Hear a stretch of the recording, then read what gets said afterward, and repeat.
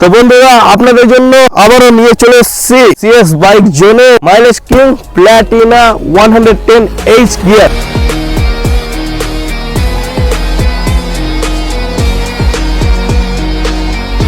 First of all আপনাদেরকে sound শুনে দিই। ব্র্যান্ড নিউ টপ নচ কন্ডিশনে অনলি 3500 কিলোমিটার ডান, টপ মডেল।